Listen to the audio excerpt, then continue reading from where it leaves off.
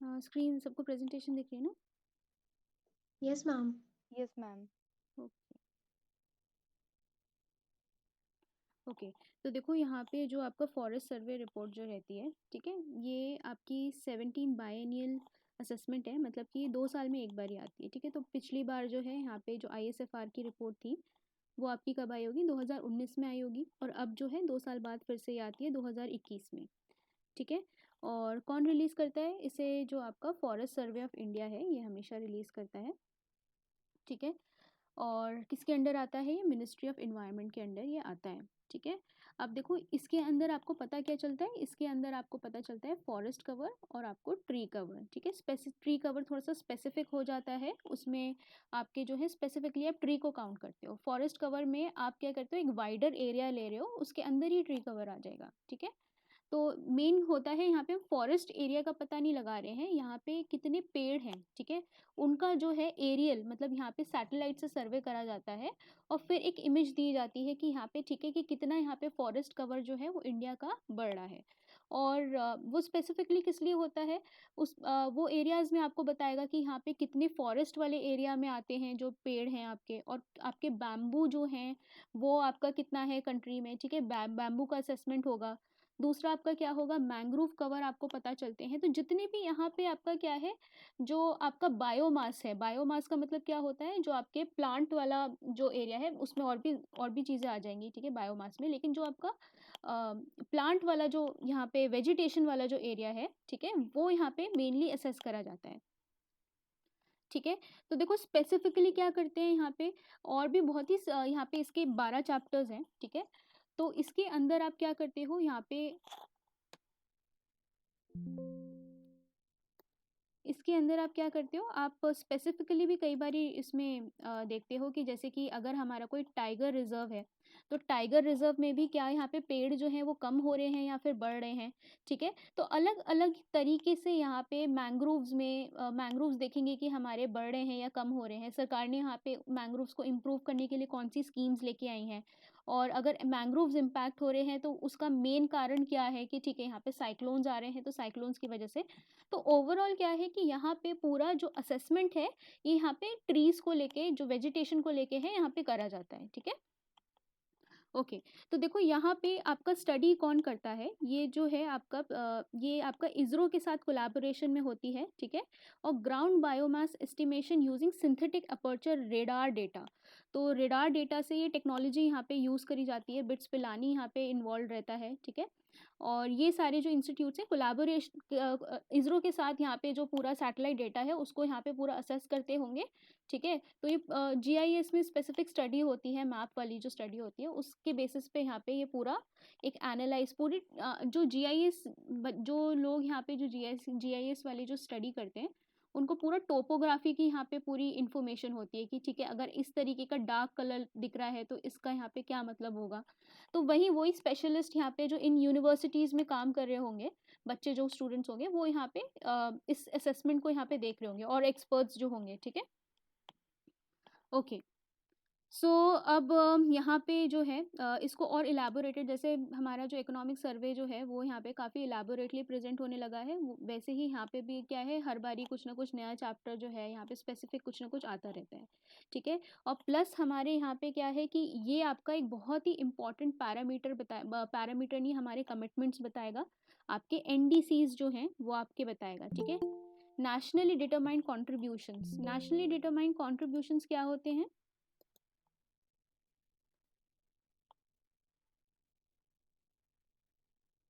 किसी को आइडिया है नेशनली डिटरमाइंड कॉन्ट्रीब्यूशंस का?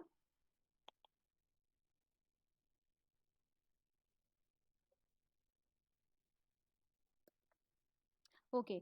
तो देखो यहाँ पे आपके नेशनली डिटरमाइंड कॉन्ट्रीब्यूशंस क्या होते हैं, सबको पता होगा कि पेरिस क्लाइमेट अग्रीमेंट हुआ था 2014 में, ठीक है। तो पेरिस क्लाइमेट अग्रीमेंट में बात हुई थी, क्योंकि देखो उससे पहले क्या हो रहा था, जब यहाँ पे UNFCCC की जब भी यहाँ पे जब कॉप मीटिंग होती थी, ठीक है, कॉन्फ्रेंस ऑफ पार्टी यहाँ पे जब होता था, तो उसमें क्या होता था कि ये लोग टारगेट्स तो लेके आते थे लेकिन ये लोग उसको अचीव नहीं कर पाते थे। तो वहाँ पे पेरिस क्लाइमेट अग्रीमेंट में बात हुई कि, ठीक है, आप क्या करो, आप अपनी कंट्री का कोई टारगेट जो है वो आप लेके आओ, और उनको आप क्या बोलो, नेशनली डिटरमाइंड कंट्रीब्यूशन। और आप क्या करो, आप यहाँ पे कॉप मीटिंग में सबमिट करो, उसको पेरिस क्लाइमेट अग्रीमेंट में सबमिट करो, ठीक है। और आप उन पे यहाँ पे आप अपने डोमेस्टिक कानून बनाओ और उनको आप अचीव करने की कोशिश करो, ठीक है। तो पेरिस क्लाइमेट अग्रीमेंट जो था वो इन्हीं के ऊपर था कि यहाँ पे उस 1.5 डिग्री सेल्सियस इस सेंचुरी के एंड तक आपको यहाँ पे टारगेट जो है वो रखना है कि इतना ही टेम्परेचर बढ़ना चाहिए इस सेंचुरी में। उसके लिए यहाँ पे हर कंट्री क्या लेगी, क्या स्टेप्स लेगी। तो यहाँ पे इंडिया ने यहाँ पे बहुत सारे जो है टारगेट रखे थे, ठीक है। इंडिया का टारगेट था कि उनको क्या करना है, एक तो एमिशन की इंटेंसिटी जो है वो यहाँ पे कम करनी थी 33 से 35%, ठीक है। कब तक करनी थी, 2030 तक करनी थी, ठीक है। अभी देखो, अभी जो थे, अभी अगर आप थोड़ी देर पहले 6 बजे देख रहे होगे तो प्राइम मिनिस्टर जो थे वो टेरी इंस्टीट्यूट जो है वहाँ पे वो कुछ इनॉग्रेट कर रहे थे, और वहाँ पे बहुत ही इंपॉर्टेंट उन्होंने अभी यहाँ पे क्लाइमेट रिलेटेड इनिशिएटिव्स जो हैं वो यहाँ पे बताए थे। तो अभी वो देख लेना, ठीक है, उसका समरी आ जाएगी कि उसमें आपको थोड़ा सा डेटा मिल जाएगा कि क्लाइमेट रिलेटेड आपके जो आपका इंडिया का यहाँ पे प्रोग्रेस है वो किस तरीके से हो रहा है। इंडिया के क्या यहाँ पे इनिशिएटिव्स हैं, जैसे कि आपका 1 ग्रिड 1 सन 1 वर्ल्ड, वो आपका इनिशिएटिव है, ठीक है, कि एक ग्रिड बनाना चाहते हैं पूरी सोलर एनर्जी की। वो इंडिया की तरफ से यहाँ पे इनिशिएटिव उठाया गया है, ठीक है। तो इन्वायरमेंट में तो एनडीसी जो है वो आप हर कंट्री अपने अपने डिसाइड करता है पेरिस क्लाइमेट के अग्रीमेंट के तहत।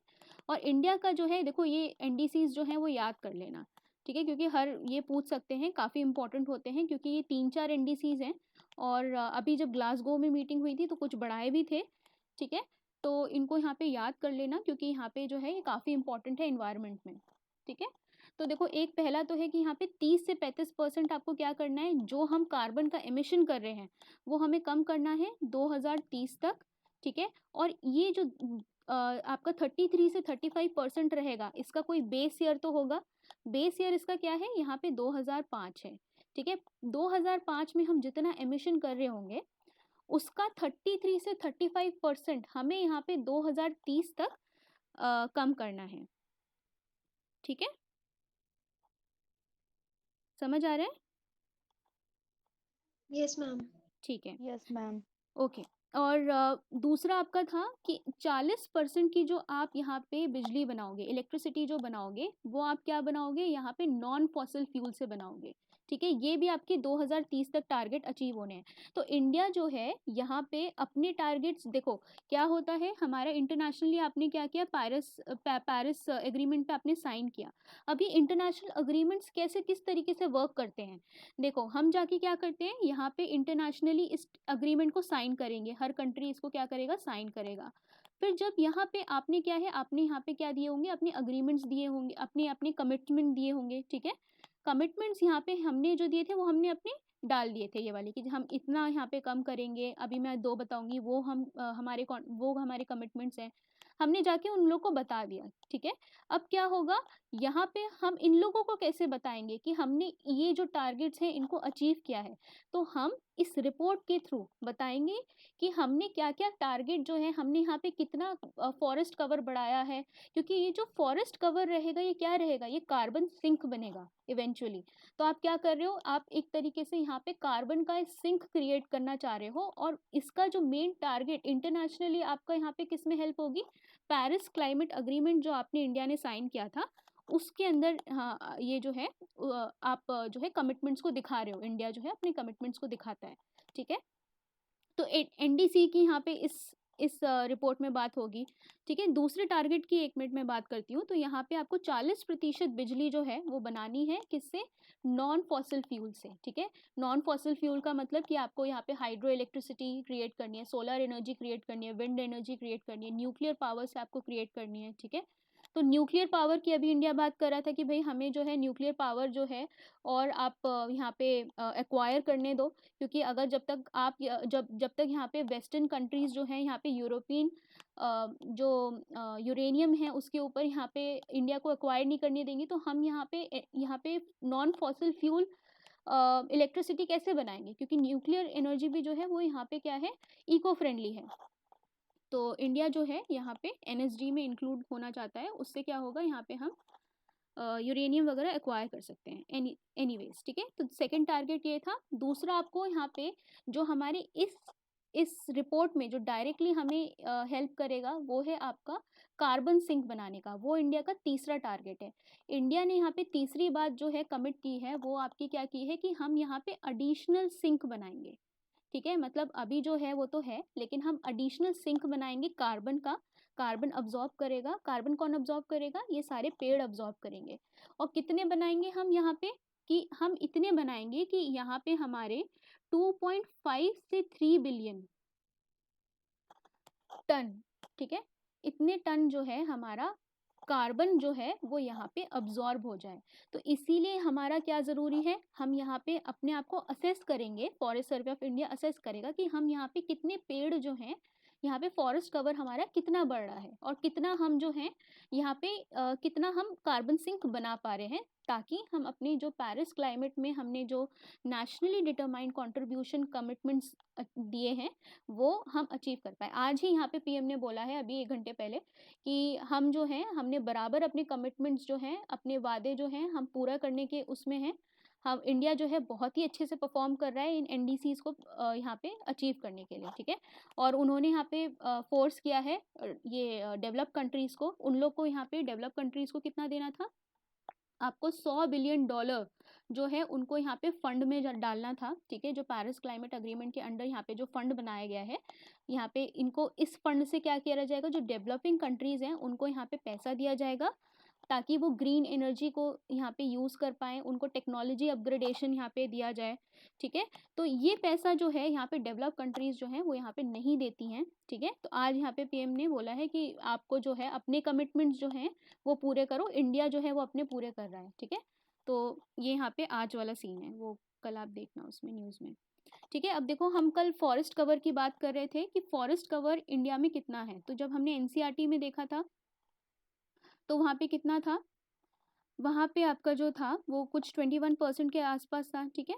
तो देखो यहाँ पे अब जो है वो यहाँ पे कितना आ रहा है इस रिपोर्ट के हिसाब से, total forest cover and the tree cover, ठीक है। इन दोनों को जब हम मिला देते हैं, ठीक है, तो फॉरेस्ट में आपके कितने पेड़ हैं और आपका नॉर्मल बाहर साइड में आप मैंग्रोव्स वगैरह को यहाँ पे काउंट करते हो तो आपके पूरे जो आपके एरियाज हैं आपका जो है 24.62% आता है, ठीक है। किसका? पूरा जो कंट्री का यहाँ पे जो रीजन है इसके इसके यहाँ पे परसेंटेज में आपका 24.62% जो है यहाँ पे टोटल फॉरेस्ट और ट्री कवर है, ठीक है। अगर सिर्फ फॉरेस्ट कवर की बात करते हैं तो ये कितना है 21.7%। इसमें से ये 2-3% जो है ये क्या है, ट्री कवर है, ओके। ये देखो ट्री कवर कितना है 2.91, ओके। अब देखो यहाँ पे जब ये पुराना वाला जब रिपोर्ट आया था तो इसमें अब हमें क्या करना है, हमें दिखाना है, क्योंकि हमें एनडीसीज जो हैं हमें अपना कार्बन सिंक बढ़ाना है, तो आपको बताना होगा कि आपने पिछली बार से कितना इंक्रीज़ किया है। तो देखो यहाँ पे हमने कितना इंक्रीज़ किया है, अगर हम टोटल ओवरऑल की बात करते हैं तो यहाँ पे हमने 0.28% का इंक्रीज़ किया है। स्पेसिफिकली हमने क्या किया है यहाँ पे, अगर सिर्फ फॉरेस्ट कवर की बात करते हैं, फॉरेस्ट कवर की अगर हम बात करते हैं तो सिर्फ फॉरेस्ट कवर में आपका 0.22% का इंक्रीज़ हुआ है, और ट्री कवर की बात करते हैं तो 0.76% का इंक्रीज़ जो है वो देखा गया है, ठीक है। तो थोड़ा सा यहाँ पे आपके जो पेड़ हैं वो बड़े हैं, ठीक है। अब देखो यहाँ पे आपके बहुत सारे टेक्निकल टर्म्स होंगे, ठीक है। तो यहाँ पे change in recorded forest area और ग्रीन वॉश, ठीक है। तो ग्रीन वॉश ये आपका जो है यहाँ पे इसको यहाँ पे आपका क्या है कि इसको बताया जाता है कि ये कितना है, इसमें भी इंक्रीज देखा गया है, और आपका इसके आउटसाइड जो एरिया है उसमें भी आपका इंक्रीज देखा गया है, ठीक है, ओके। अब देखो यहाँ पे आपका जो इम्पोर्टेंट डेटा है वो आपका कौन सा है कि यहाँ पे सबसे ज़्यादा फॉरेस्ट कवर कौन सी स्टेट में पाया जाता है। तो देखो यहाँ पे सबसे ज़्यादा फॉरेस्ट कवर आपका कहाँ है, आंध्र प्रदेश में है, फिर तेलंगाना में है, फिर उड़ीसा में है, ठीक है। तो यहाँ पे एटलीस्ट आंध्र प्रदेश और तेलंगाना, देखो पहले तो दोनों एक हुआ करते थे, तो आप याद रख सकते हो पहले दो स्टेट्स तो आप याद रख सकते हो कि फॉरेस्ट कवर आपका क्या है, ठीक है, ओके ओके। अब देखो यहाँ पे forest cover in the hill districts is 40% of the total geographical area of these districts. This is not very important, ठीक है, लेकिन इसमें दे रखा है, ये याद रखना है कि यहाँ पे आंध्र प्रदेश में जो है, सॉरी, ये यहाँ पे जो इंक्रीज हुआ है, इंक्रीज की बात कर रहे हैं, इंक्रीज सबसे ज़्यादा कहाँ पे हुआ है, आंध्र प्रदेश में हुआ है, ठीक है। तो आंध्र प्रदेश में जो स्टेट गवर्नमेंट है उन्होंने यहाँ पे इस पे काफ़ी काम किया होगा, और इसमें आंध्र प्रदेश में काफ़ी ज़्यादा देखा गया है इंक्रीज, ठीक है। ओके, अब देखो थोड़ा सा रीजन वाइज हम जाएंगे, रीजन वाइज जाएंगे, ठीक है। देखो एक तो ये मैं बता देती हूँ, रिकॉर्डेड फॉरेस्ट एरिया जो है ये बार बार रिपीट होगा, तो रिकॉर्डेड फॉरेस्ट एरिया की यहाँ पे आपने कितना फॉरेस्ट एरिया जो है यहाँ पे स्टेट गवर्नमेंट ने बता रखा है, ठीक है। फॉरेस्ट एरिया कौन निकालता है, स्टेट गवर्नमेंट निकालती है वहाँ की। ग्रीन वॉश क्या है, ग्रीन वॉश का मतलब होता है कि यहाँ पे कितनी ग्रीनरी है, वो पूरा जो ग्रीनरी एरिया जो है, ठीक है, उसको हम क्या कहते हैं, ग्रीन वॉश कहते हैं, ठीक है। तो मतलब इसको जो है हल्का सा लाइट ग्रीन कलर में दिखाया जाएगा, बहुत ज़्यादा यहाँ पे कैनपी नहीं होगी, बहुत ज़्यादा ऊंचे आपके वो नहीं होंगे, क्या कहते हैं उसको, पेड़ नहीं होंगे, लेकिन यहाँ पे ये जो है पूरा एरिया जो है थोड़ा सा ग्रीन एरिया से कवर रहेगा, ओके। अब चाहे वहाँ पे श्रब्स हो या फिर आपके छोटे पेड़ हों, ठीक है, लेकिन ये क्या होगा, जो छोटे वाले पेड़ हैं ये green areas, light green areas में यहाँ पे ये दिखाया जाता है, ठीक है, ओके। तो देखो नॉर्थ ईस्टर्न रीजन की बात करते हैं, तो नॉर्थ ईस्टर्न में सबसे ज़्यादा जो है फॉरेस्ट कवर पाया जाता है, ठीक है। फॉरेस्ट कवर का मतलब है कि यहाँ पे नॉर्थ ईस्टर्न स्टेट्स जो हैं यहाँ पे इनका ऑलमोस्ट 65% जो एरिया है वो यहाँ पे किससे कवर्ड है, यहाँ पे पेड़ों से कवर्ड है, क्योंकि देखो असम में और बाकी जगह कितने ज़्यादा आपके टी के प्लांटेशंस हैं और आपके एवरग्रीन फॉरेस्ट भी पाए जाते हैं, ठीक है। तो ये सब मिला के यहाँ पे जो है 65% का यहाँ पे पूरा एरिया जो है यहाँ के इसके कंपैरिजन में कवर करता है, ठीक है। मैंग्रोव का कवर जो है इंडिया में इंक्रीज किया है, यहाँ पे बहुत ही कम रेशियो में इंक्रीज किया है, लेकिन यहाँ पे इंक्रीज हुआ है, ठीक है। तो मतलब ऐसे याद रखना है कि एग्जाम में पूछेगा कि मैंग्रोव का कवर इंक्रीज हुआ है या डिक्रीज हुआ है, तो इतना तो कम से कम याद रखना कि हाँ ठीक है, यहाँ पे इंक्रीज देखा गया है, ठीक है। टोटल कार्बन स्टॉक की अगर हम बात करते हैं, टोटल कार्बन स्टॉक की मतलब कि आप ओवरऑल सारे टाइप के पेड़ों को ले लो, ठीक है, तो वो जो है ये जो है आपका कितना है, ये है आपका 7204 मिलियन टन्स, ठीक है। मतलब कि आपका ये जो पेड़ आपके हैं वो इतना आपका कार्बन जो है अब्जॉर्ब कर पाएगा, ठीक है। अभी हमारी कैपेसिटी है कितनी, 7204, इसको कितना इंक्रीज करना है हमें, यहाँ पे 2.5 से 3 बिलियन तक हमें ये जो स्टॉक आपका है ना, ये हमें इंक्रीज करना है, कब तक, 2030 तक। तो देखते हैं अभी ये पूरा 8 साल में हम इसको कितना इंक्रीज कर पाते हैं, ठीक है। 3-4 और अभी जो है वो आ जाएंगी आपकी रिपोर्ट्स, उसमें देखते हैं कि कितना इंक्रीज होता है, ओके। फिर आपका जो फॉरेस्ट जहाँ पे आपकी आग लग सकती है, और उसमें आपका कितना है कि यहाँ पे जो इंडिया में 22% फॉरेस्ट है, ये आपका क्या है, ये यहाँ पे प्रोन है, जहाँ पे आपकी फायर जो है वो यहाँ पे लग सकती है, ठीक है। यहाँ पे सूखे पत्ते ज़्यादा होते होंगे, एवरग्रीन फॉरेस्ट नहीं होगा, यहाँ पे डेसिडुअस वाले फॉरेस्ट, कहाँ पे आग ज़्यादा लगेगी बताओ, एवरग्रीन में लगेगी आग, नो मैम, क्योंकि वहां नो पे तो मैम, रेनफॉल होगी, इसलिए हाँ, एवरग्रीन की तो कोई चांस ही नहीं है। मॉइस्चर वहाँ पे ज़्यादा होगा, ठीक है, लेकिन देखो लग भी सकती है, लेकिन अगर हम डेसिडुअस और एवरग्रीन के दोनों को कंपेयर करेंगे, तो डेसिडुअस वाले एरियाज में ज़्यादा वहाँ पे सूखे पत्ते होंगे, क्योंकि झड़ेंगे भी, तो क्या होगा, वहाँ पे ज़्यादा चांसेस रहेंगे कि कुछ भी थोड़ा सा यहाँ पे ह्यूमन एक्टिविटी होती है, ठीक है। ट्राइबल्स ही यहाँ पे क्या, अगर स्लैश एंड बर्न टेक्निक, यहाँ पे शिफ्टिंग कल्टिवेशन, एग्रीकल्चर अगर उन्होंने यहाँ पे अपना लिया, तो उस पूरे एरिया में यहाँ पे आग लग सकती है, ठीक है। अच्छा, बैम्बू फॉरेस्ट जो है यहाँ पे देखो, बैम्बू जो थे ये पहले ये था, ये फॉरेस्ट, ये इसको अब कमर्शियलाइज कर दिया गया है, ठीक है। पहले क्या था कि यहाँ पे इनको यहाँ पे कल्टीवेट नहीं कर सकते थे, ठीक है। अब इसको क्या किया है, यहाँ पे ये आप इसको कमर्शियली कल्टीवेट कर सकते हो, ओके। तो ये जो है ये भी आपका क्या हुआ है, ये आपका डिक्रीज हुआ है, ठीक है। बैम्बू पता है ना क्या होता है, बांस, यस मैम। ओके।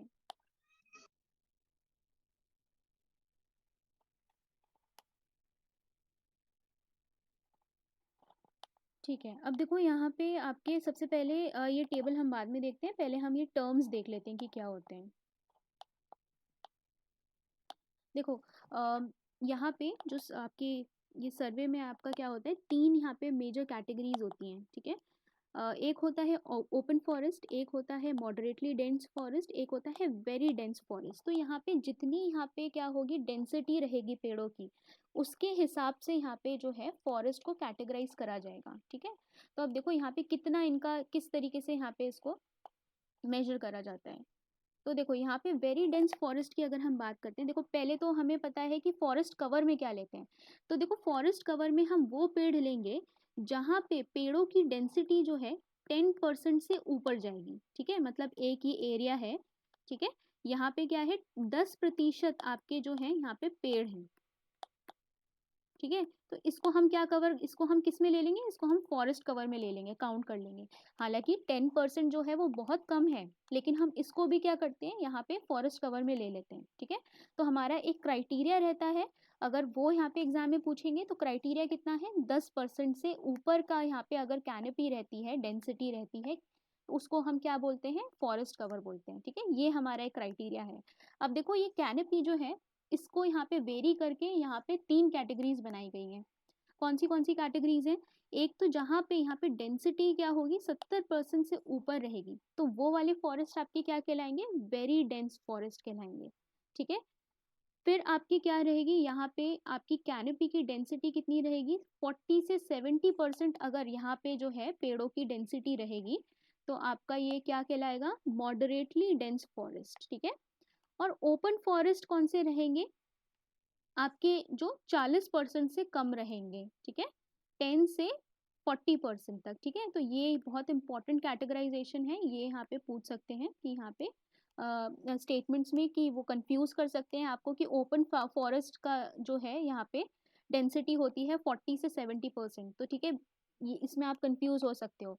प्लस यहाँ पे ये याद रखना कि 10% से ऊपर वाले जो डेंसिटी के यहाँ पे हैं उनको काउंट करा जाता है फॉरेस्ट कवर में, ठीक है। अब देखो ऑब्वियसली अब यहाँ से जो 10% से जो नीचे जाएंगे वो आपके क्या होंगे, वो प्रॉपर पेड़ में तो आएंगे नहीं, उसको आप क्या लोगे, श्रब्स में लोगे। श्रब्स क्या होते हैं, वो जो झाड़ियाँ होती हैं, है ना, तो उनको हम श्रब्स बोलते हैं। तो वो कितने रहेंगे यहाँ पे, 10% से कम जब आपका रहेगा कैनोपी की डेंसिटी, तो वो आपके क्या आएंगे, श्रब में आएंगे। अच्छा, मैं आपको कैनोपी, सबको कैनोपी समझ आ रही है ना, देखो ये कैनोपी है, ये इसके ऊपर वाले एरियाज को आप मिला दो, ये जो पेड़ हैं ऊंचे वाले, ठीक है, ये जो है पूरी इसको कहते हैं कैनोपी, ठीक है। ये देखो ये वाला एरिया जो है ये बराबर के आपके क्या आ रहे हैं, ये आपके पेड़ जो हैं ये बराबर के आ रहे हैं। कुछ कुछ पेड़ जो हैं यहाँ पे ज्यादा धूप मिलने की वजह से ऊपर निकल जाते हैं, उसको हम कैनोपी में काउंट नहीं करते हैं, उसको इमर्जेंट लेयर बोलते हैं। कैनोपी जो है ऑलमोस्ट आपका एवरेज जितनी सब उस पूरे उस एरिया की हाइट है, यहाँ पे पेड़ों की देखो आपको हाइट जो है वो बराबर दिख रही है, तो इसको हम क्या बोलेंगे, कैनोपी बोलेंगे, ठीक है, ऊपरी का जो हिस्सा होता है उसको। Yes ma'am. हाँ, अब यही पेड़ क्या है, यहाँ पे आप देखो डेंसिटी, इसकी डेंसिटी देखो कि जैसे यहाँ पे 100 पेड़ हैं, 100 यहाँ पे आपका क्या है, 100% में से यहाँ पे आपका 10% जो एरिया में है पेड़ हैं, तो इसी डेंसिटी के हिसाब से इन फॉरेस्ट का कैटेगराइजेशन होगा, ठीक है। ये मोर इन द इन्वायरमेंटल टर्म्स में हम ये कैटेगराइजेशन पढ़ रहे हैं, जिस तरीके से फॉरेस्ट सर्वे इसको डिवाइड करता है, ठीक है। अब देखो नॉन फॉरेस्ट लैंड क्या होता है, lands not included in any of the above includes water, ठीक है। तो यहाँ पे इन कैटेगरीज में अगर यहाँ पे कोई भी नहीं बैठ रहा है, ठीक है, तो आपका क्या है, वो आपका नॉन फॉरेस्ट एरिया में आ जाएगा। और इस तरीके का ऑब्वियसली कितना होगा, अगर वो हमारा अगर आपका 24% जो है वो आपका जो है फॉरेस्ट कवर और ट्री कवर वाले एरिया में आएगा, तो माइनस करके ऑब्वियसली 76% हमारा जो अर्बन एरिया हो गया जहाँ पे पेड़ नहीं है, वो नॉन फॉरेस्ट एरिया में आ जाएगा, ठीक है। तो देखो नॉन फॉरेस्ट एरिया अगर हम ग्राफ में देखेंगे तो ये 76% है। फिर श्रब्स देखो यहाँ पे 1.5% आपको श्रब्स मिलते हैं, ठीक है। फिर आपके ओपन फॉरेस्ट कितने हैं यहाँ पे, ऑलमोस्ट 9.5%, ठीक है। मॉडरेटली डेंस आपके हैं 9.5%। देखो वेरी डेंस फॉरेस्ट जो है वो बहुत ही कम है हमारे इंडिया में, ठीक है। ज्यादातर सबसे ज्यादा कौन से हैं यहाँ पे, ये देखो दोनों बराबर हैं, इनका जो रेशियो है वो यहाँ पे अदला बदली होती रहती है। कभी यहाँ पे मॉडरेटली डेंस आपके फॉरेस्ट हो जाते हैं, कभी आपके ओपन फॉरेस्ट हो जाते हैं। तो देखो यहाँ पे क्या है कि एक चीज़ यहाँ पे डिटेल में समझो कि कभी कभार क्या होता है कि ओवरऑल जो है हमें यहाँ पे लग रहा है कि फॉरेस्ट कवर जो है वो बढ़ रहा है, लेकिन फॉरेस्ट कवर में भी हमारा क्या है कि यहाँ पे आपको दिख रहा है कि इसका रेशियो कितना है, ओपन फॉरेस्ट कितने ज़्यादा है यहाँ पे। तो ओपन फॉरेस्ट का क्राइटेरिया क्या है, यहाँ पे कोई डेंस पेड़ थोड़ी है, यहाँ पे सिर्फ आपके 10% से 40% पेड़ हैं, ठीक है। तो ये वाला भी अगर कैटेगरी बढ़ रही है तो आपका ओवरऑल फॉरेस्ट कवर जो है वो यहाँ पे बढ़ता हुआ दिखेगा।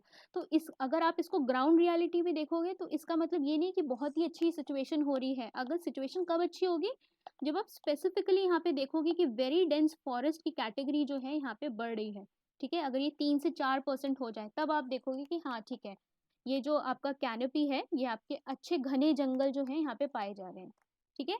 सबको कैटेगरीज क्लियर हुई? ये कैटेगरीज बहुत इंपॉर्टेंट है। Yes yes ma'am. मैम। ठीक है। Yes ma'am. तो यहाँ पे कभी कभी ये जो थोड़ा सा ये जो पूरा सर्वे में रिपोर्ट आती है थोड़ी सी इन्फ्लेटेड होती है, ठीक है। It's more for the numbers only. लेकिन यहाँ पे जो हमें एकदम एक्चुअल अनुमान लगाना होता है वो हम लगाते हैं इस वेरी डेंस फॉरेस्ट से और मॉडरेटली डेंस फॉरेस्ट से, ठीक है। कई बारी ये जो है इन्फ्लेटेड इसकी वजह से आता है। ओके अच्छा, अब देखो फॉरेस्ट कवर हो गया हमारा, और कैनोपी डेंसिटी सबको पता है कि यहाँ पे इतने परसेंट में कितने एरियाज हैं। रिकॉर्डेड फॉरेस्ट एरिया क्या होता है? फॉरेस्ट एरिया और the recorded forest area refers to the all geographic areas recorded as forest in the government records, ठीक है। तो यहाँ पे फॉरेस्ट एरिया क्या है? Government records. कौन सी गवर्नमेंट? यहाँ पे स्टेट गवर्नमेंट, ठीक है। क्योंकि यहाँ पे नेशनल पार्क्स और ये सब जो है वो यहाँ पे इसका रिकॉर्ड कौन रखता है? स्टेट गवर्नमेंट रखती है, ठीक है। तो यहाँ पे ये रिकॉर्ड जो है स्टेट गवर्नमेंट के पास होंगे। फिर यहाँ पे जो रिकॉर्डेड फॉरेस्ट एरिया है वो भी आपके क्या रहेंगे? यहाँ पे रिजर्व फॉरेस्ट रहेंगे और आपके प्रोटेक्टेड फॉरेस्ट रहेंगे, ठीक है। और ये यहाँ पे किसके अंडर कैटेगरीज बनाई गई हैं? यहाँ पे आपका स्पेसिफिकली एक इंडियन फॉरेस्ट एक्ट आता है 1927 का, उसके अंडर आपको यहाँ पे रिजर्व फॉरेस्ट और प्रोटेक्टेड फॉरेस्ट जो है वो आपको मिलते हैं, ठीक है।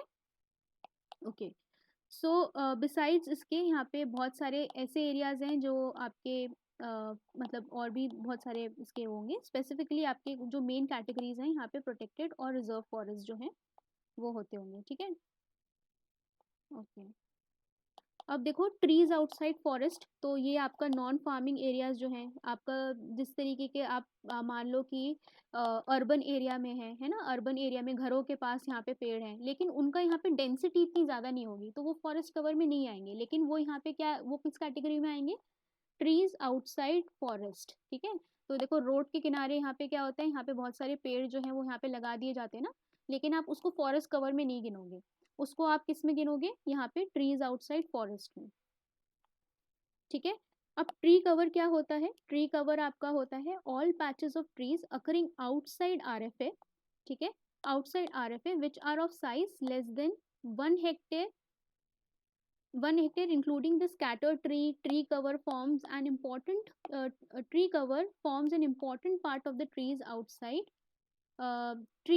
this tree outside forest. Therefore tree cover can be considered as the subset of the tree forest area, ठीक है। तो ट्री कवर जो है वो आपके क्या है, अलग अलग साइड में पैचेस हैं। जैसे कि क्या हुआ, यहाँ पे आपने एक गार्डन है, ठीक है, गार्डन है, बड़ा सा पार्क है, या फिर कोई नॉर्मल लोगों का कोई फार्म है, ठीक है। तो वो आपने क्या किया, उसके पैचेस जो हैं यहाँ पे आपने पेड़ के लगा दिए, ठीक है।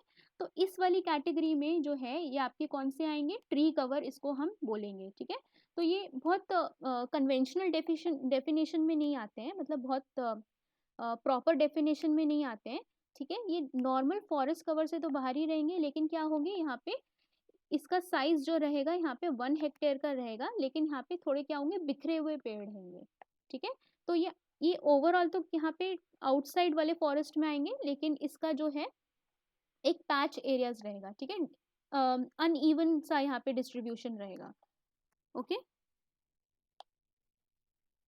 ओके तो देखो यहाँ पे हमारा नेशनल फॉरेस्ट पॉलिसी का गोल है, ठीक है। ये नेशनल फॉरेस्ट पॉलिसी किसके तहत बनाई होगी हमने?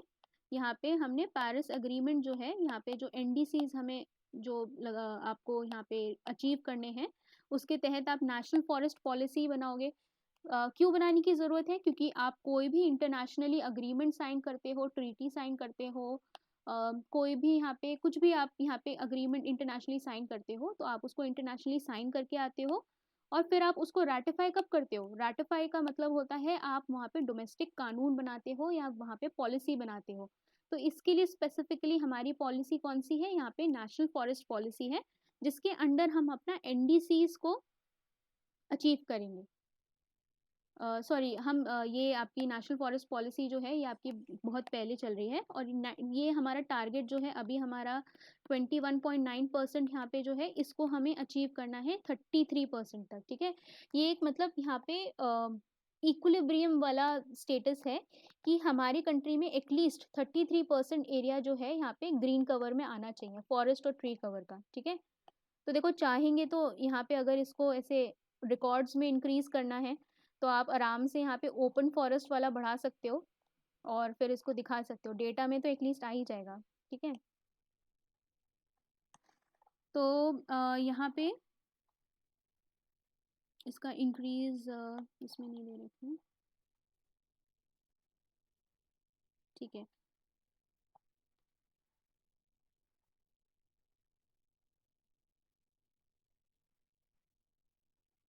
ठीक है, अब देखो यहाँ पे टॉप कंट्रीज देखो जिनको यहाँ पे फॉरेस्ट एरिया में, अभी देखो फॉरेस्ट कवर की बात नहीं हो रही है, फॉरेस्ट एरिया की बात हो रही है। तो यहाँ पे एनुअली सबसे ज़्यादा पेड़ कहाँ पे, फॉरेस्ट गेन कहाँ पे हो रहे हैं? तो सबसे नंबर 1 पे है यहाँ पे चाइना। हर साल इनकी जो बढ़ोतरी होती है वो 0.93% इनके जो फॉरेस्ट एरिया है वो बढ़ रहा है। आई डोंट नो कैसे बढ़ रहा है, लेकिन ऑब्वियसली चाइना बहुत केपेबल है, आर्टिफिशियल आइलैंड्स बना सकते हैं, तो आर्टिफिशियल पेड़ भी लगा देंगे, मौसम भी बना देंगे, कुछ भी कर सकते हैं। They are very ambitious people. तो यहाँ पे चाइना में हो रहा है। ठीक है, सेकंड में आपका ऑस्ट्रेलिया है जहाँ पे आपका ये पूरा फॉरेस्ट गेन बढ़ रहा है, और इंडिया में यहाँ पे फॉरेस्ट गेन कितना हो रहा है? 0.38%। ठीक है, तो मतलब यहाँ पे परसेंटेज में ये कम है, लेकिन वैसे एरिया वाइज अगर हम देखेंगे तो ये थर्ड नंबर पे आता है। ठीक है, और कंट्रीज देख लो कौन सी यहाँ पे थोड़ी सी गुड परफॉर्मिंग कंट्रीज हैं जहाँ पे फॉरेस्ट एरिया बढ़ रहा है। चिले है, वियतनाम है, टर्की है, यूएस है, फ्रांस, इटली। यहाँ पे आपको कोई नहीं दिख रही है, नॉर्वे, और ऑब्वियसली वहाँ का क्लाइमेट भी वैसा ही है, और ऐसे यूरोपियन कंट्रीज जो है वो यहाँ पे नहीं दिख रही हैं। ठीक है, तो अगर ऑप्शन में देगा यूरोपियन कंट्रीज का तो वहाँ पे नीचे आप मार्क कर देना कि यूरोपियन कंट्री में सिर्फ यहाँ पे फ्रांस ही है और कोई कंट्री नहीं है। हाँ, और रोमानिया भी है, इटली है। ठीक है, तो मेजरली वैसे कोई है नहीं यहाँ पे टॉप में। ओके, अच्छा, अब फॉरेस्ट कवर की बात करते हैं। तो यहाँ पे नेशनल फॉरेस्ट पॉलिसी आपकी जो ये सॉरी मैं कंफ्यूज हो गई थी, इसमें ये 1988 वाली है फॉरेस्ट पॉलिसी जो है। इसके अंडर जो हमारा नेशनल टारगेट है वो हमारा कितना है? 30% को आपको यहाँ पे फॉरेस्ट जो है वो होने चाहिए। ठीक है, तो यहाँ पे इसके तहत आपके ऑब्जेक्टिव्स क्या हैं?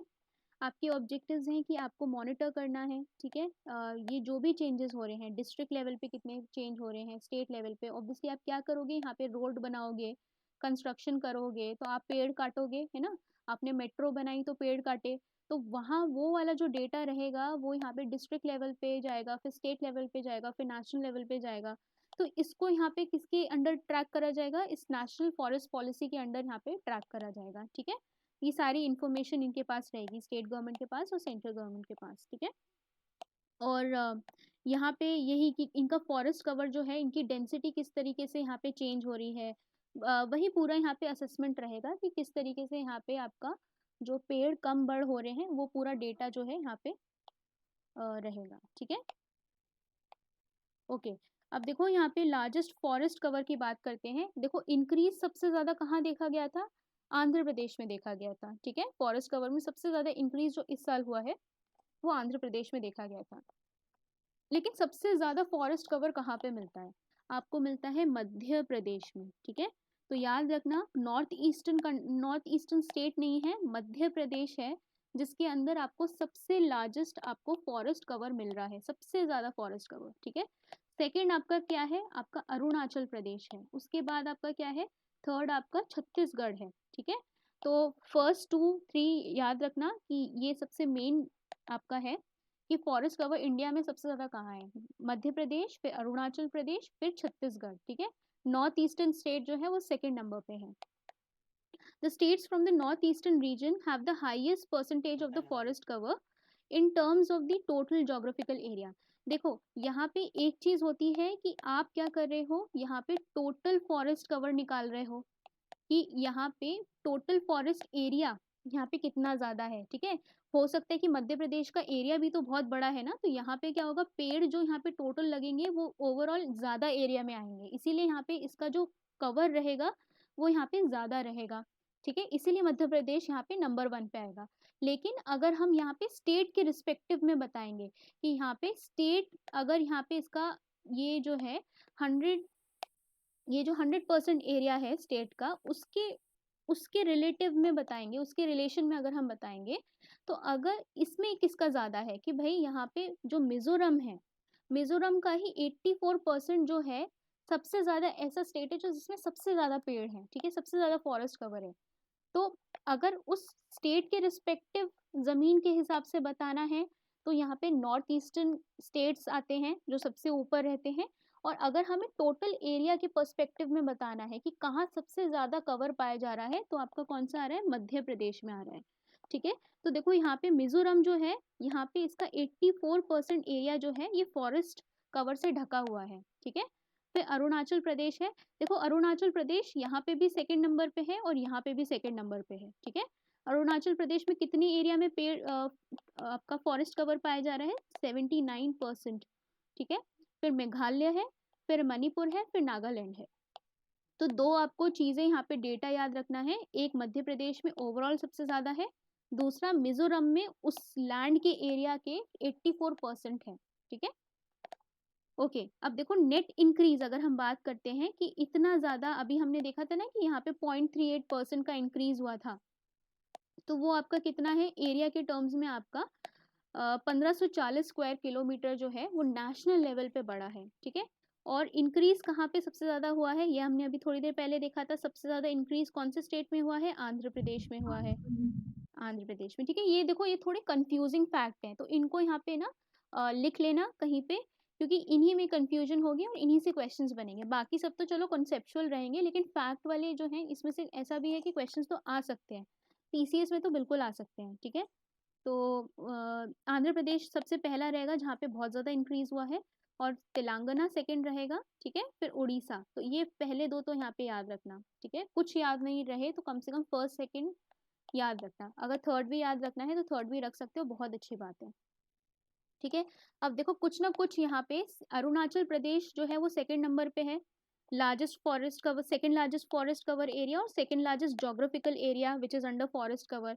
लेकिन अरुणाचल प्रदेश में सबसे ज्यादा लॉस देखा गया है, क्योंकि ऑब्वियसली जो जहाँ पे बहुत ज्यादा फॉरेस्ट है वहाँ पे कुछ ना कुछ अर्बनाइजेशन अगर हो रहा होगा तो वहाँ पे आपका क्या होगा, फॉरेस्ट कवर जो है कम होगा। तो हमें अगर फॉरेस्ट कवर की लॉस की बात करनी है तो सबसे ज्यादा लॉस कहाँ पे हुआ है, यहाँ पे अरुणाचल प्रदेश में हुआ है, ठीक है, फिर मणिपुर में हुआ है।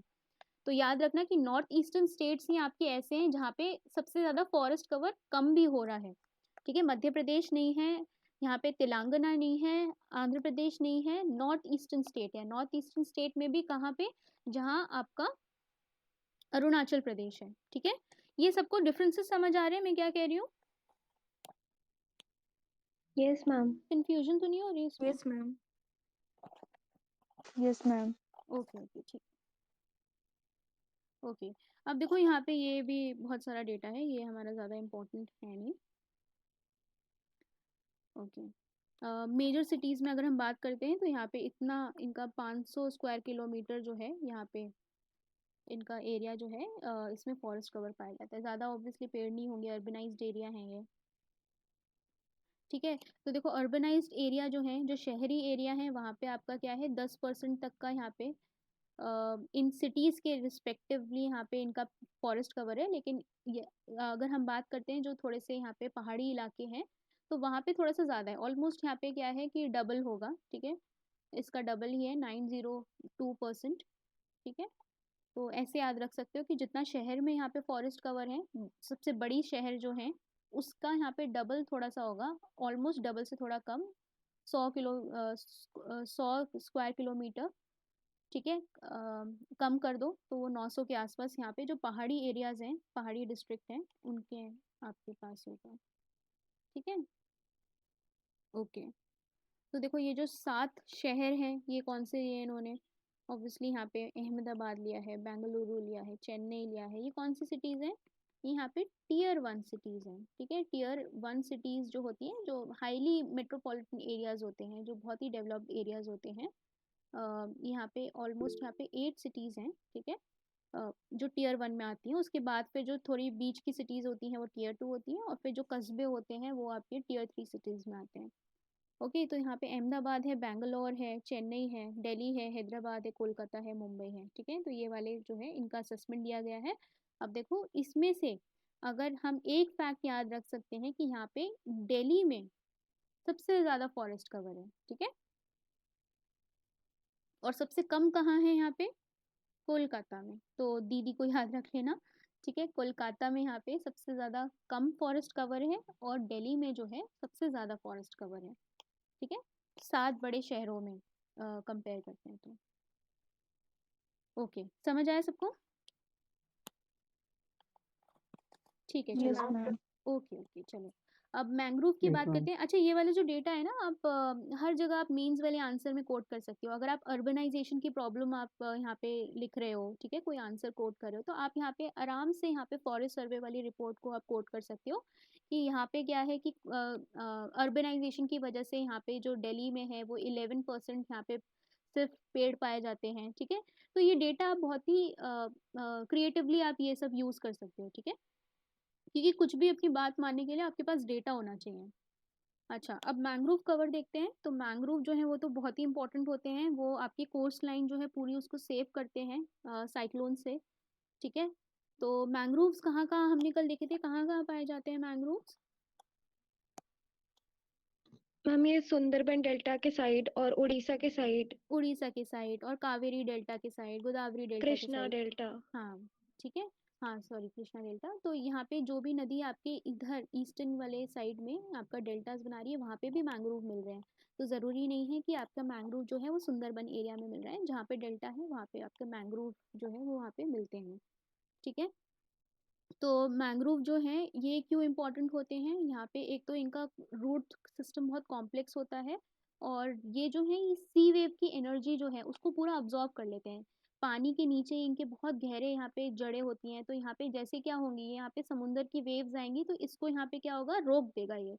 तो इसकी वजह से यहाँ पे जो पूरा यहाँ पे कोस्टल एरियाज जो हैं, ठीक है, यहाँ पे क्या रहेगा, साइक्लोन जो है वो यहाँ पे इसको बचाएगा, ठीक है।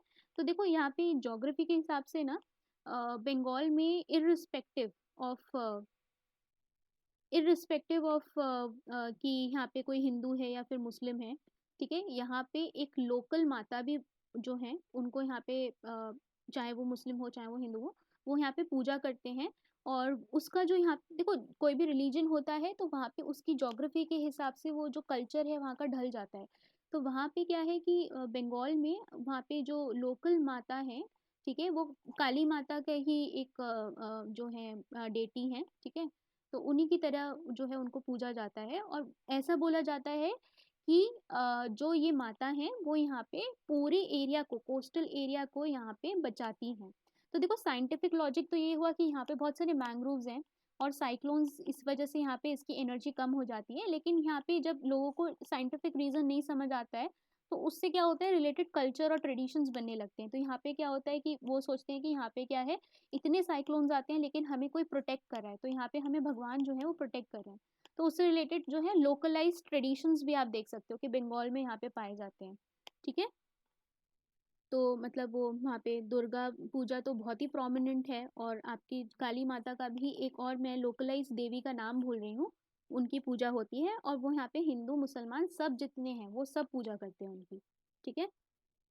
ओके, ठीक है। तो यहाँ पे मैंग्रोव्स जो हैं वो बहुत ही इंपॉर्टेंट हैं, प्लस यहाँ पे they act as a fertile breeding ground, बहुत सारी स्पीशीज़ यहाँ पे पाई जाती हैं, ठीक है। और यहाँ पे जो लोकल कम्युनिटीज़ रहती हैं वो भी यहाँ पे क्या करती हैं, यहाँ पे हनी कलेक्ट करती हैं, और बहुत सारे मटेरियल्स यहाँ पे जो है कलेक्ट करती हैं, ठीक है। और ये सबसे ज़्यादा इम्पोर्टेंटली ये होते हैं कार्बन सिंक। ओके। देखो यहाँ पे फॉरेस्ट सर्वे रिपोर्ट में यहाँ पे मैंग्रोव इकोसिस्टम कुछ यहाँ पे दे रखे हैं। अब जो यहाँ पे फॉरेस्ट फॉरेस्ट सर्विसेज वाला एग्जाम दे रहा है उसके लिए तो ऑब्वियसली ये बहुत इंपॉर्टेंट है, क्योंकि ये जो स्पीशीज़ हैं, ठीक है। और वैसे आई एम नॉट श्योर कि पूछ भी सकते हैं प्रीलिम्स में, कोई भरोसा नहीं है, और नहीं भी पूछ सकते हैं, लेकिन खैर ठीक है, इतना कौन याद रखेगा, ऑब्वियसली भूल जाओगे आप लोग। तो देखो यहाँ पे कंजर्व करने के लिए जो है वो यहाँ पे उसके हिसाब से यहाँ पे जो है कैटेगराइज करा गया है इनको। ओके, ये इंपॉर्टेंट स्पीशीज़ हैं, तो आप स्पीशी वाइज जो है इंडिया में कंजर्व करते हैं मैंग्रोव्स को। तो मैंग्रोव्स को यहाँ पे कंजर्व करने के लिए यहाँ पे इंडिया ने जो है 76 में एक कमेटी बनाई थी, नेशनल मैंग्रोव कमेटी, ठीक है, जो कि यहाँ पे ये मैंग्रोव्स को किस तरीके से यहाँ पे प्रोटेक्ट करना है वो सब बताएंगे। ओके, तो देखो यहाँ पे लार्जेस्ट मैंग्रोव एरिया कहाँ पे होता है? एशिया में सबसे ज़्यादा पाया जाता है, फिर अफ्रीका में, ओके, साउथ अमेरिका में यहाँ पे सबसे कम है, बाकी सब एरिया में होंगे भी नहीं, ठीक है। तो एशिया में याद रखना कि सबसे ज़्यादा मैंग्रोव्स हैं। और ओशियाना जो है, ठीक है, ऑस्ट्रेलिया न्यूजीलैंड वाला जो है कॉन्टिनेंट, वहाँ पे आपके सबसे स्मॉलेस्ट मैंग्रोव जो है वो पाए जाते हैं, ठीक है। तो सबसे मैक्सिमम कहाँ पे है? एशिया में है मैंग्रोव्स, और सबसे कम कहाँ पे हैं? आपके ओशियाना में। ओके, फिर उसमें से भी जो 40% आपके जो मैंग्रोव्स हैं वो आपकी 4 कंट्रीज में पाए जाते हैं। कहाँ कहाँ? इंडिया इसमें नहीं है, इंडोनेशिया है, ब्राज़ील है, नाइजीरिया है और मेक्सिको है, ठीक है। तो उसमें से भी आपका 40% जो कंट्रीज़ हैं वो आपकी ये 4 वाली कंट्रीज़ में आपकी आ जाती है। इंडिया याद रखना कि इसमें नहीं है। एशिया में कौन सा रीजन है? इंडोनेशिया है, यहाँ पे सबसे ज़्यादा है, ठीक है।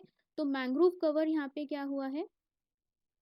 यहाँ पे आपका मैंग्रोव कवर जो है वो यहाँ पे कितना है? अराउंड 5000 स्क्वायर किलोमीटर के आसपास है, ठीक है। तो यहाँ पे मैंग्रोव आपके जो बड़े हैं, कहाँ पे बड़े हैं? उड़ीसा में बड़े हैं और महाराष्ट्र में बड़े हैं, ठीक है। देखो इसमें भी बहुत सारी कैटेगरीज हैं, लेकिन खैर इतना आप ये नहीं याद रखो। ओके, तो मैंग्रोव्स जो हैं आपके, पहले तो याद रखना कि यहाँ पे काफ़ी सारे एरियाज़ में मिलते हैं, और इंक्रीज जो हुआ है वो आपके उड़ीसा और महाराष्ट्र में हुआ है। एरिया जो है अराउंड 5000 स्क्वायर किलोमीटर के आसपास है। एशिया में सबसे ज़्यादा मिलते हैं, ओशियाना में सबसे कम मिलते हैं, और यहाँ पे भी सबसे ज़्यादा किस कंट्री में मिलते हैं? इंडोनेशिया में सबसे ज़्यादा मिलते हैं, ठीक है। ओके,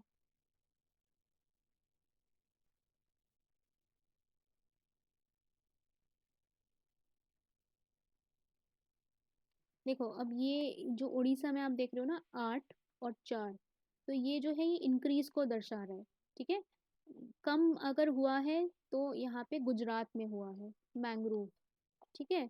तो आपका सबसे ज़्यादा ऑलमोस्ट यहाँ पे जो इंक्रीज देखा गया है वो उड़ीसा की कोस्ट पे देखा गया है, और फिर आपका महाराष्ट्र जो है वहाँ पे सेकेंड हाईएस्ट इंक्रीज देखा गया है, ठीक है।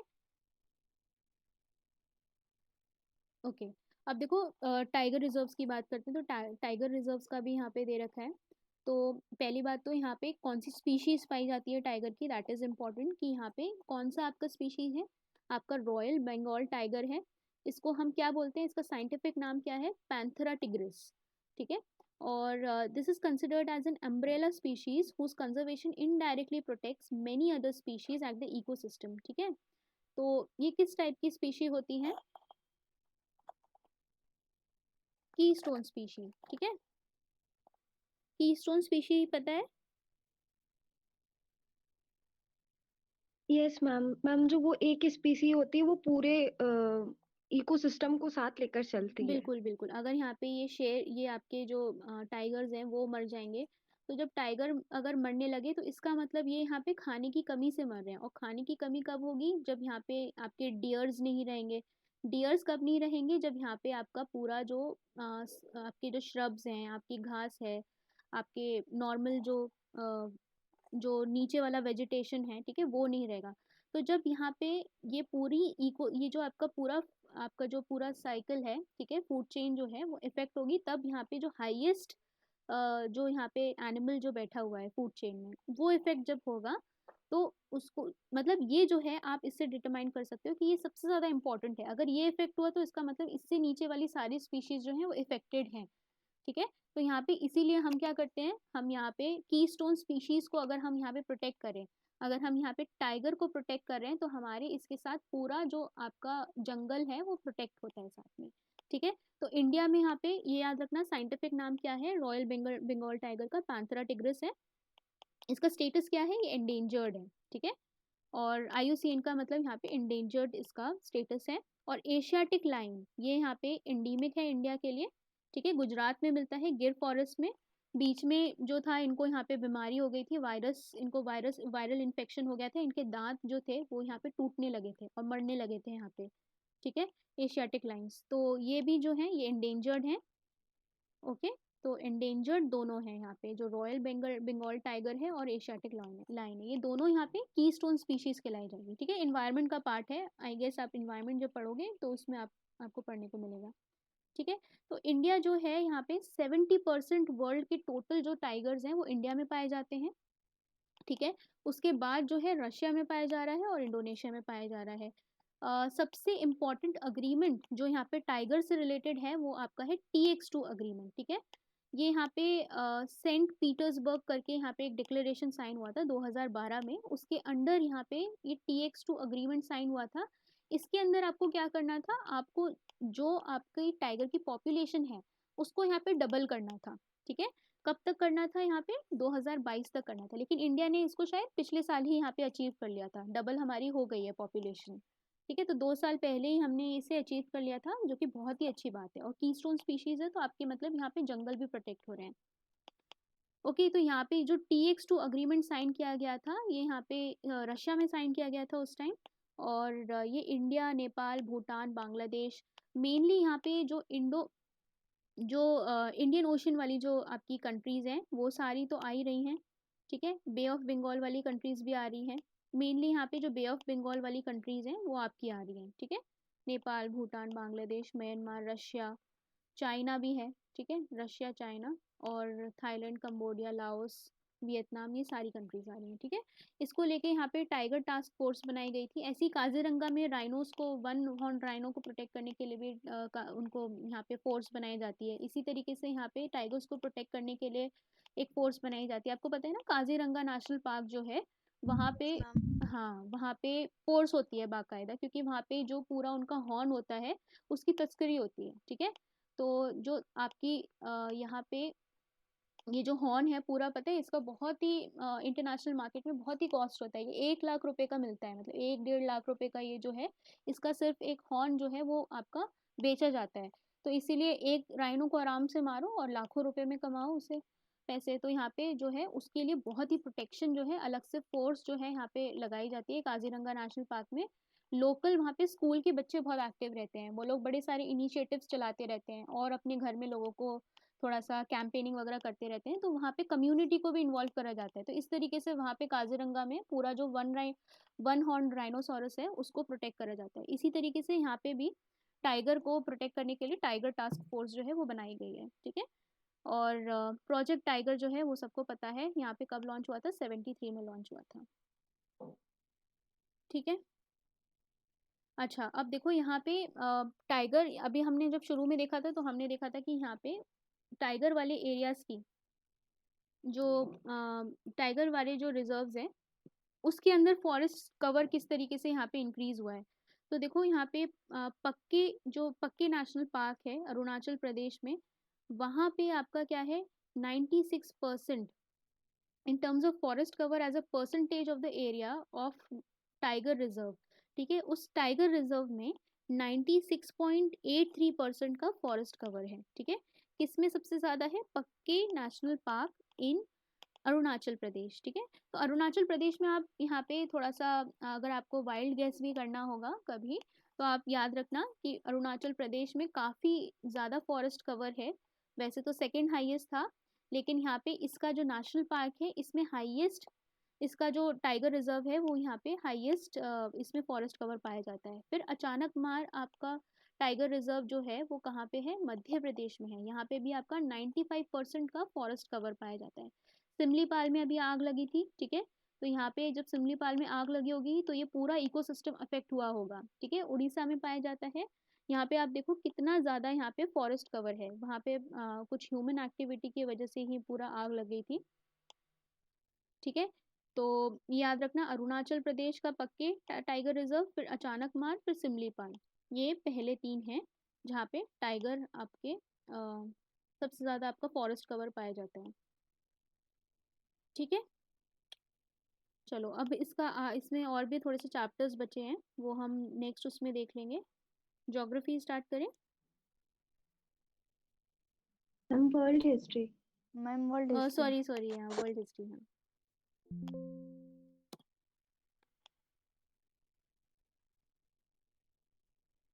ठीक है, जितना अभी पढ़ाया वो समझ